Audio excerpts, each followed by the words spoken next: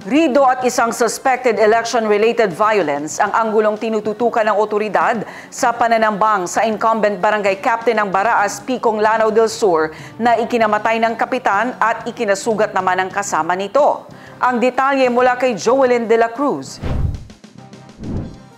Patay sa ambush si Binjar Julambre Alon Jawad, 25 years old, ang incumbent barangay chairman ng Baraas, Picong, Lanao del Sur.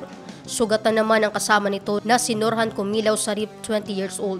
Naganap ang ambush alas 9:50 ng umaga, araw ng Miyerkules, April 9 sa barangay Muntay, Malabang, Lanao del Sur. Sa investigasyon ng otoridad, sakay ng SUV ang mga biktima patungo sa Bakayawan, Malabang para dumalo sa isang graduation ceremony. Dumaan umano sa Diversion Road ang mga biktima kung saan sila tinambangan ng 5 hindi pa kilalang sospek ayon sa otoridad. Na-recover sa crime scene ang mga basyo mula sa paniniwalang caliber 5.56.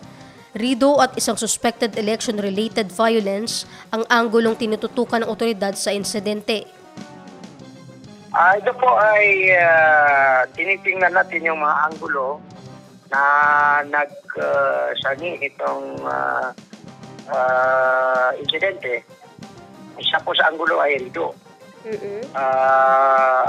Pangalawa po ay ito ay nangyari ngayong kapanahunan ng eleksyon.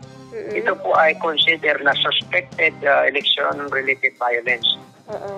Lalong-lalo na po na ito po ay involving incumbent barangay chairman.